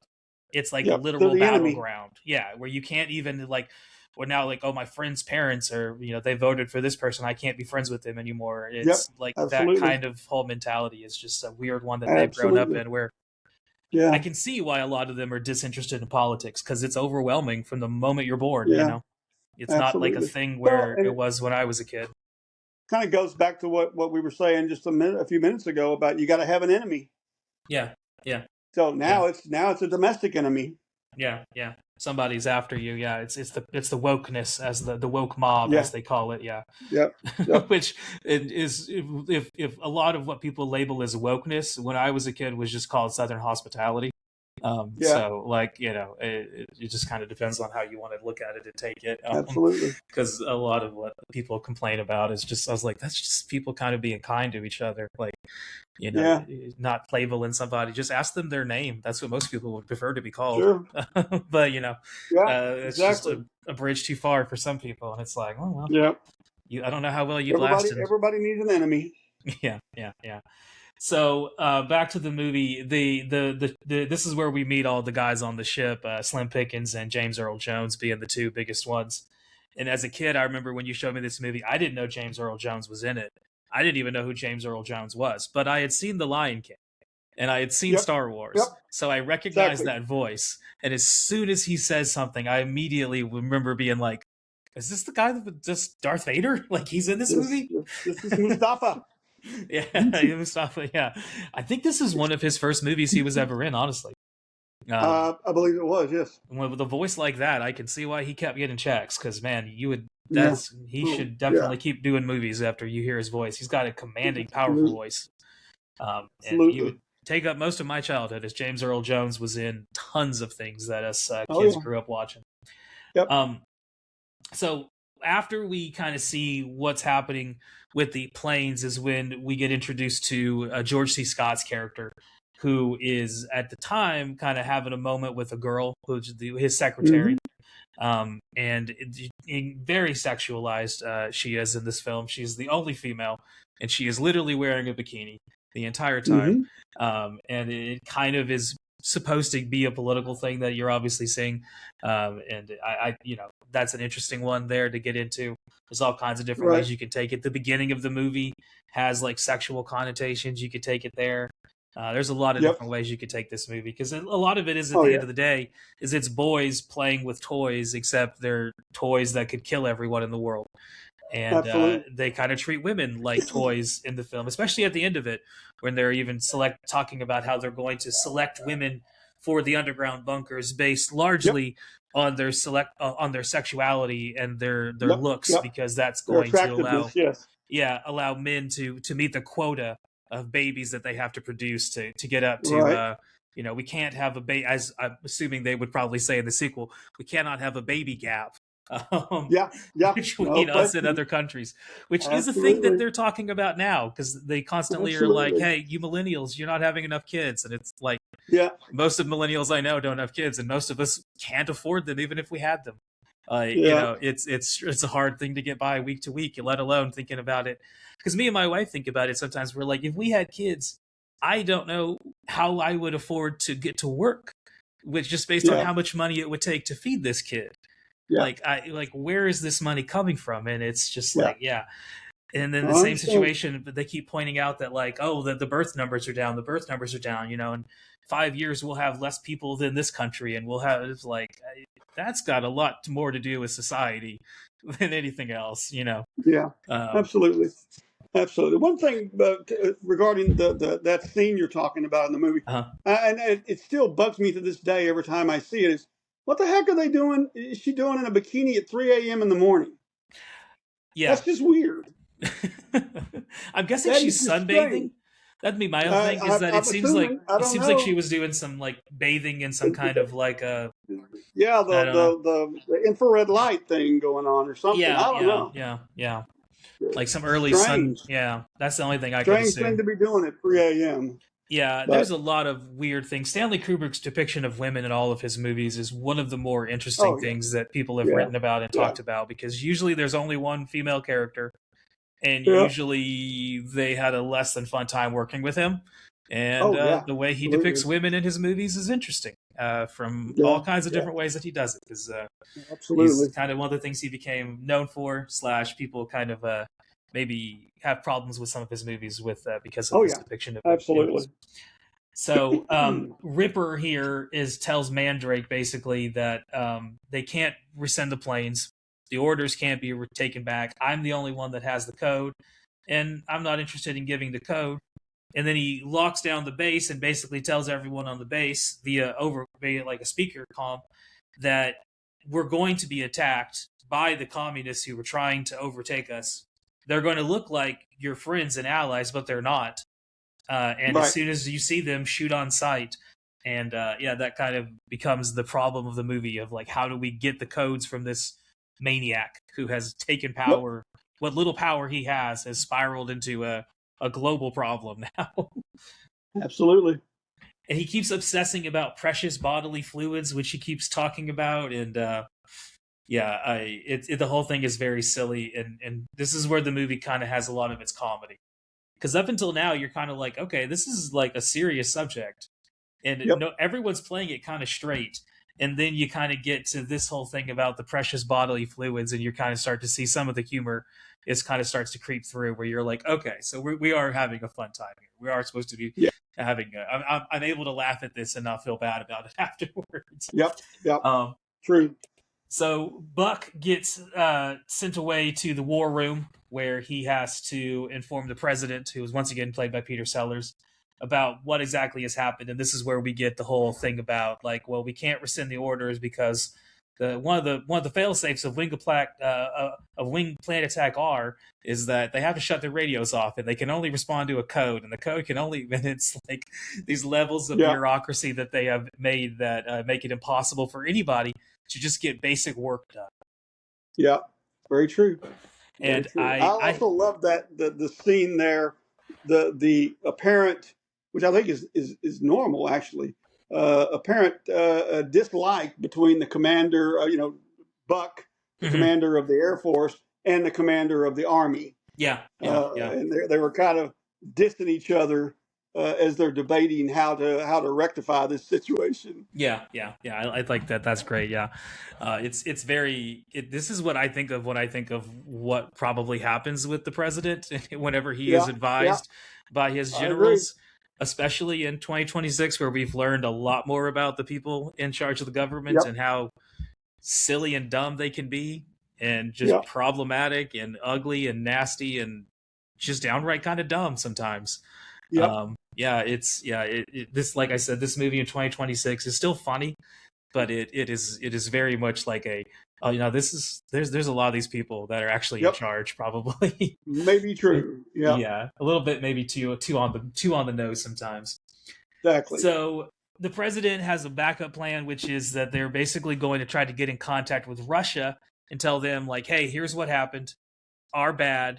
Now let's help you shoot down the ships or the planes before we have ourselves a problem here. And so that involves them getting the Soviet premier to come and to visit them in the war room of all places, which Buck has a real problem with. That we're going to let them see the big board. I love that part. Exactly. I love that part. Yeah. That part made me laugh. It made me. I was recently watching that terrible movie Draft Day, Kevin Costner Oh movie. God, yeah. Yeah, it's a terrible movie. It's one of the worst movies ever made. Yeah. I was texting you Yeah. about it, but in that movie, I watched an NFL executive reviewed it, and he was saying how like they would never let anyone else see their draft boards. Oh, It was just like that made me think of this, where he's like, "You're going to let him see the big board? Like, Absolutely. you're going to let him see what all of our plans are?" Yeah. And so they do let him in, and this is where we get a lot of those phone call conversations between the president and the Soviet leader, as you said, that are very funny. Where he's like, he's a man, so you won't find him at his office. He's out drunk with women somewhere. Yeah, exactly. And then they frequently give a lot of like Soviet jokes. You know, they don't drink water; they only drink vodka. All those funny things that as a kid, at least I still heard of some of, as especially as in the '90s growing up. You still heard a little bit of those same Russian jokes, and that was at a time when Russia was becoming a little bit more normalized. I mean, whenever I was growing up, when I was a little kid, the Cold War ended. And so most of my life until recently, Russia was kind of like in a weird ally state with us, where it was like, we don't hate them, but they're not like, we can't really trust them. And then that kind of changed, and now they're back to just being kind of battled Russia again. But for a little while there, it seemed like a cool place. I kind of even wanted to go if I had a chance to go any place. It'd be kind of cool to go to St. Petersburg. See all of the Russian history, but now, now I don't think I couldn't even go if I wanted to. Probably not. Yeah. Probably not. As after the whole conversation with the president, we learn about the Doomsday Machine, which is Russia's nuclear deterrent program that they were going to reveal on Monday at the conference. He likes surprises. He likes surprises. He does. Yeah. Yes. So they have a Doomsday Machine, which basically is the moment they're attacked, they launch a full-scale nuclear retaliation, which kills everybody. Yeah, the entire world. Yep. For 93 years. Yes, because it's a different kind of radiation fallout than the stuff we used in Japan. Right. Which I do like that they have to point that out, because like at this point, it's been so many years since Japan. People know like what the nuclear radiation has, a little bit more context for it. Like in the 50s, it had just happened, so people were still like, they heard the term fallout, but they didn't really know, what it meant. Sure. When we reviewed the movie 5, it's like, oh, you have like fever blisters on your skin. It's like, that's a little bit more than that, right? Yeah, absolutely. Didn't know that at the time, but here in 64, have a little bit more of an idea that like, if a fallout was to occur, you can't just like hang out during it. Like you have to be away from the ground and where everything is radiated. Otherwise, you're just going to get all kinds of cancers and die. Like it's just, that's what's going to happen. So yeah, they have to kind of plan around that now, that the Doomsday device is in action. That if one of these nukes gets by, that it basically means the end of the world. Yep. And this is where we get introduced to the former Nazi scientist Dr. Strangelove, also played by Peter Sellers. And as soon as he shows up as a kid, this is when I knew it was a comedy. Yeah. Because I knew that, okay, there's no way he's supposed to be taken seriously. Like, he is ridiculous. From his obvious, German Nazisms to everything he says is just kind of silly. And it's, as soon as he shows up in the movie is when I'm like, okay, yeah, this is all supposed to be funny. Not supposed to be something that we're supposed to be scared of. His reaction upon learning of the doomsday device and explaining how it's a fairly simple process, but only if it only works if you don't keep it a secret or something like that. Anyway, that was beautiful. Yeah, I love that part. Yeah, it's like it only works if you tell people about it. If nobody knows about it, it can't be it can't be mutually assured destruction if nobody else knows about it. Exactly. Yeah, that part is great. As well as the whole problem of whenever he's explaining to the president, like, oh, it's a simple computer program that you could do. That in 1960 is funny to hear in 2026, where it's like, oh yeah, that would be automated with AI now. Like, it probably already is. Let's more than likely. The doomsday device. I don't suppose it was so much a device, but there was a set of orders that basically, it was mutually assured destruction. Yeah. If the Soviet leadership got knocked out, everything got shot. I mean, everything got fired, and it would essentially do what they were describing. So that was interesting in that they encapsulated that in a single device. Mm-hmm. But anyway, it's funny. Yeah. And then, so basically, while this is all unveiling, the movie cuts back and forth between the different casts of characters. So in the war room, you have them dealing with the problem of how are they going to solve this doomsday device. And then we cut to Slim Pickens and James Earl Jones are up in the airplane. And now they're dealing with trying to get shot down by the Russians as they've entered into their airspace. They are thinking they're the heroes, though. So they're trying their best to get this done, not realizing that they are actually not the heroes here. I love that as like a writing thing. When you do that, that is some great irony that you don't see a lot in movies. And here you see it perfectly shown of like, oh, they think they're the heroes and they have no idea that they're actually about to kill everybody.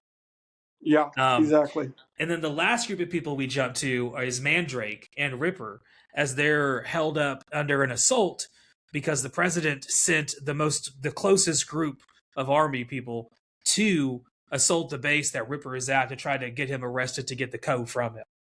And this is where you see him describing to Peter Sellers all about, the precious vitally fluids. And he gets up, help me shoot these people. Have you ever been kidnapped? Could you survive torture? I don't think I could survive torture. The whole thing is really, really well done. Every time it cuts to them, it's very, very funny, and it's all performance-based funny. Like Peter Sellers just not wanting to help him, but then like trying to encourage him because he doesn't want him to die because he's the only one that has the code. So if he dies, there goes the code. Yep, absolutely. Or so we think, at least, because he eventually does kill himself. Yes. He gets overwhelmed by the fact that he's going to lose, like he's going to get arrested. And then whether he lives or dies, he feels like he's going to get judged by his actions in the next life. And he says he feels like he can explain to God why he did what he did, which is kind of interesting because why he did what he did makes virtually no sense. Absolutely. For 2026, he's basically like in 2026, he's almost like an RFK Jr. follower. Where he just believes all these bizarre health conspiracy theories about all this stuff that's going to make you sick and is after you. And yes, fluoridation. Yes. What do you know about it? Have you ever heard of it? Yeah, exactly. The whole thing is very, very silly. So eventually, he goes in the bathroom and shoots himself. And when he does, Mandrake is able to figure out or get a pretty good idea of what the code is. It's one of a combination of these three numbers. Because earlier in the movie, we get told there's 17,000 possible combinations, and it's going to take about 2 days to go through them all before we're able to figure out the code to stop the planes that are going to start bombing in about 20 minutes. So yeah, all of that is really, really funny. And then we kind of build to the end of the movie where it seems like we're successful. All of the planes have been shot down, or so we think. Yeah. But the audience, and we know that one of them that was shot at has survived, but they Yep. don't have hardly any Exactly. fuel left. So Yep. they are kind of forced to make some changes from their flight path because they're not going to be able to hit both of their targets. And as they fly, they actually keep losing more fuel, so they have to completely change to a third target to go after, which Yep. turns out to be an IBM factory, which is a company that makes computers. And I remember watching this in my film class, True. and we got into the history of IBM and their connection to all kinds of conspiracy theories. And once again, another one of those things that I don't know if Stanley Kubrick intended it, but his just decision to say the words IBM immediately makes this movie connect to all kinds of other conspiracy theories. And probably modern ones involving AI and all kinds of other things. Yeah, because that's what they end up. That's what they end up dropping the nuke on, is an IBM facility, a computer facility, because they're actually successful. They're not able to be shot down, and we learned this because they're having like a celebration led by Buck, as he's telling everybody, hey, look, we managed to shoot them all 34 down, all 34, all 34 up, all 34 down. And then they get called by the premier of Russia, who tells them, actually, we only got 33. And so the president's like, well, I'm sorry, you're just gonna have to do it. Like, there's nothing we can do here. And so then, as we cut back to the plane, we get some of the more famous scenes from the plane as they're trying to drop the bomb, but the bomb has a glitch because the door won't open out because of where they got shot at. And so this is where Slim has to go downstairs and has to do it himself, and we get the famous scene of him literally writing the nuke down into the city, which has been a scene that we have now seen in a bunch of other movies and TV shows have imitated it and replicated it. It's one of those movies. It's one of those scenes that once you see it, you immediately are like, oh, okay. Because I remember I had seen it referenced in other things as a kid without knowing the source material. And then when you showed me this movie for the first time, it was like, oh, okay, that's where that comes from. Because I didn't know. Absolutely. I just remember seeing Bugs Bunny writing a bomb down, an Acme bomb down, and not knowing that Bugs Bunny is referencing Dr. Strangelove. Just thinking that, oh, it's just because as soon as I saw that, I was like, oh, Bugs Bunny did that once. And then it's like, oh, no, that's exactly it. There you go. So, yeah, I love that part. I love the interaction a little bit earlier between Lieutenant Bakguana and Mandrake. Oh, yeah, we skipped over that. As he's trying to... the frustration he endures as he's trying to make a phone call to the president of the United States. And the operator will not let it go through. The White House would not accept a collect call. And then he says, well, shoot the Coke machine. And he's like, that's private property. You're going to be in trouble with the Coke Corporation or something like that. Anyway, I thought that was just beautiful. Yeah, absolutely. That is hilarious. Yeah, you're gonna once this is all said and done, you're gonna have to answer to the Coca-Cola company. Exactly. I love that line. As if that's going to be the part that's somebody's going to worry about. Yeah, the part that made me laugh is that Peter Sellers doesn't have the appropriate change to make the collect call, so he has to keep trying different forms. So he's like, "Will you do a station-to-station call? Can we do a collect call?" And when the White House won't accept, the charges, it's hilarious. Yeah. Oh God, that part makes me laugh that they won't accept the charges for the collect call, beautiful. So he can't get through. Yeah, he's got the code. He can stop everything. But he can't get through because nobody will take the 35-cent phone call. In 1964, the idea of calling the president from a payphone seems ridiculous. But in 2026, you might be able to get him to reply to you on Twitter. So, hey, it's not a crazy thing to think of in 2026. True. Absolutely. The lines between communication have become a little bit odder. He is finally able to get through with the code, which is how we get most of the planes to retreat back, as the White House is able to do that. But the one that gets through leads to the end of the movie, where we have like 5 minutes left of it when this last part happens. And it is maybe one of the most memorable endings to any movie, as Dr. Strangelove is telling them basically what we can do now that we are going to the doomsday machine is going to be activated, right? Russia has been nuked now, so they are going to start retaliating against everybody. So his whole plan is basically we're going to use the existing mine shafts in America, do a quick little overview of all of them, and then we're going to live underground in only with the necessary people, which of course all of them are necessary, as of course they have to be. Every single one of those men in their 50s or 60s is definitely the cream of the crop of what we need for the next generation. Them and a bunch of 19 and 20-year-old women that they apparently are going to choose. And 10 to 1 ratio. Yes, 10 women for every one man, so that we can appropriately have enough of a population in 100 years. And this is where you get the General Buck being immediately like, we cannot have a mine shaft gap. I love that part. That immediately it becomes like a competition with Russia.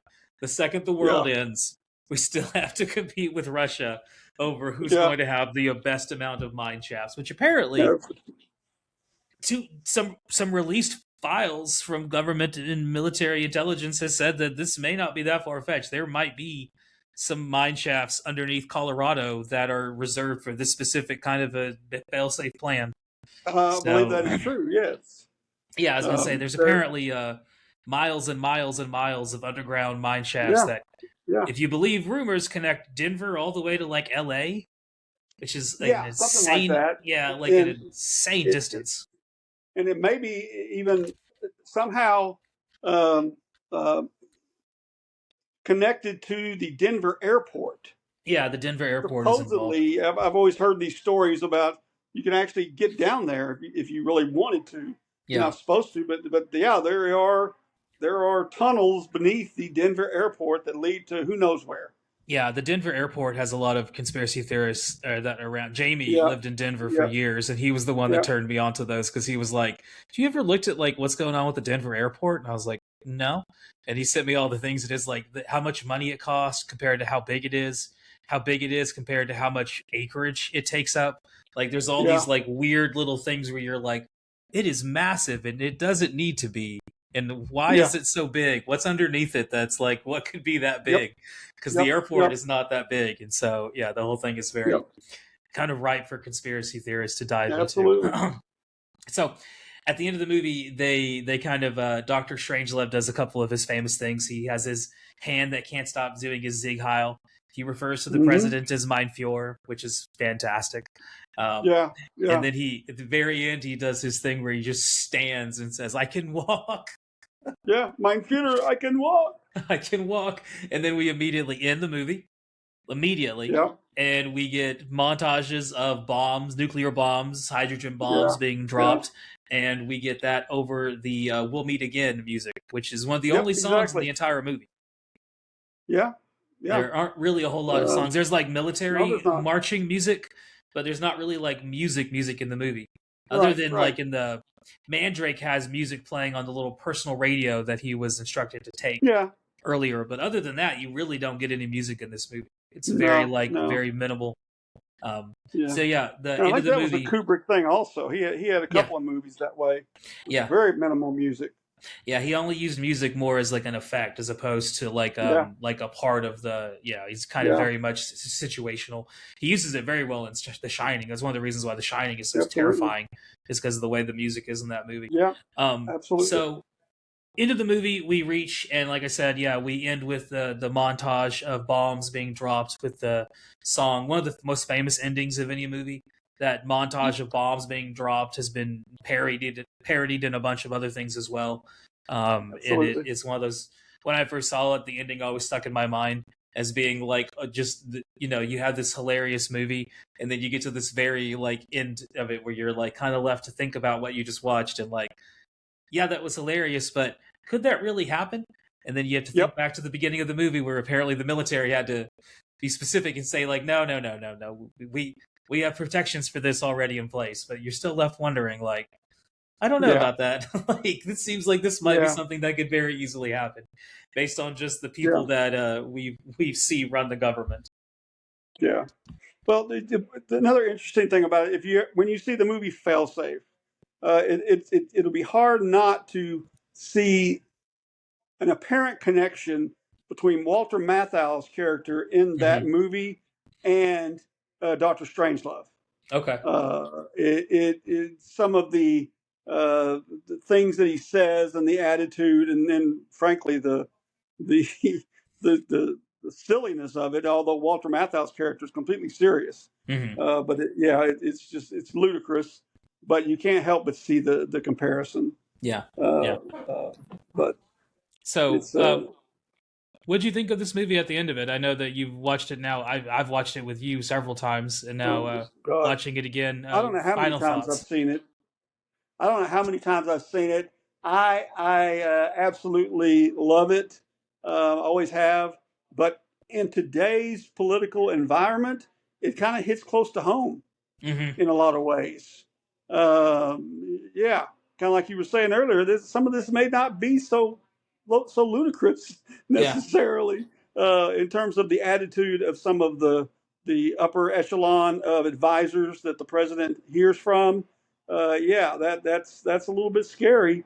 But I've made the comment to friends of mine when things would come up in the last 6-7 years. Man, this is like a Dr. Strangelove moment here.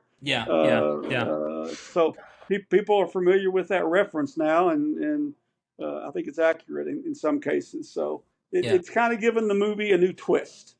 I'll say that. Yeah, having watched it for the first time as a young kid when you showed it to me, I forget how old I was. I was like probably 12, 13, something like that. And that is one of those movies that I always remembered from that point on. It stuck with me then. I owned it on DVD. I watched it a couple of months ago with my wife because she had never seen it. And then I knew what we were going to talk about it on this show at some point. And I always knew that whenever we did, I would have to have you come on for that because whenever I think of this movie, I always kind of associate it with you. And just being one of those movies that you kind of introduced me to that became a movie that kind of like Reservoir Dogs that has never left my mind since then. And in a lot of ways kind of changed a lot of how I saw movies. Because, as a kid, especially as a kid, you watch movies for entertainment, and I know a lot of people still do. But then watching a movie like that, I think this was the first movie I ever saw that had a message where I came away from it being like, oh, there's something to think about now. Like it wasn't just like Batman, I turn my brain off, I watch it, it's over, okay, cool, go back to doing whatever I was doing. That was one of those movies that it makes you think about stuff. Yeah, it is intellectually challenging. Because there are things in it that you're like, okay, that's kind of hitting close to what's actually happened, and this shows how ludicrous it absolutely is. Yeah, absolutely. Yeah. I've recommended this movie to students I've taught before who have mentioned that they wanted to get into movies, and I was like, well, this is a good one to start with. At least back it used to be streaming. I don't think it currently is anymore, but when it was streaming, it was easy to find, and it's rated PG. I mean, there's some innuendos in the movie that are definitely not for children, but most of them are going to go over kids' heads. They went over mine as a child. I didn't get much of the innuendos. But the story and the acting is really, really well done, and it is. I think it's one of my most favorite movies ever made. It's one of those movies that I always list whenever I think of movies that really have meant a lot and I think are really important. This one is definitely up there. So thank you all for coming along this week. Thank you, Dad, for coming along and joining me on an episode. We'll have to have you come back for another one eventually. Thank you for inviting me. Oh, yeah. I enjoyed it. Since a lot of these movies that we've talked about in the show, you showed me or I went to see them with you in theaters. War of the Worlds. Remember when we went and saw Children of Men together?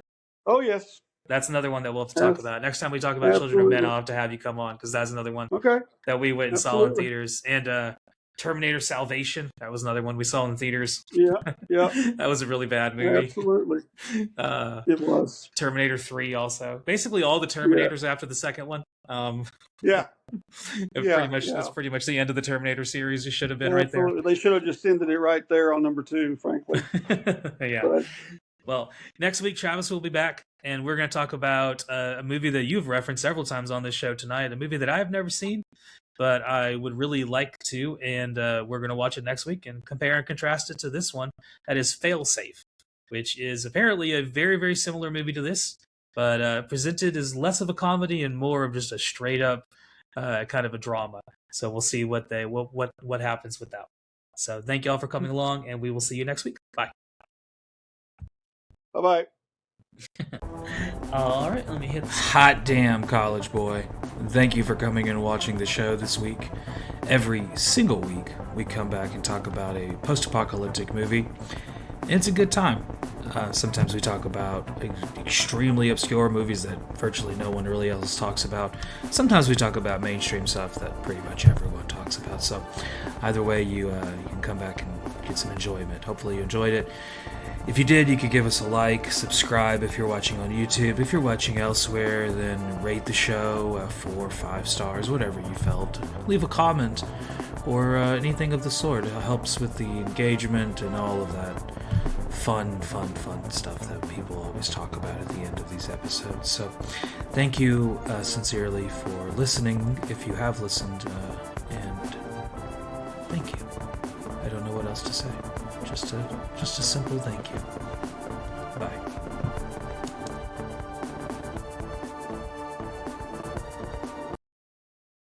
At World Parts Direct, we offer a massive selection of new, factory original GM and Mopar parts at guaranteed low prices. Need something that isn't made anymore? We can help you find the right part for any brand. If we can't get it, nobody can. There's even a next-day delivery option on more than 100,000 items. Visit worldpartsdirect.com or call 972-864-9777.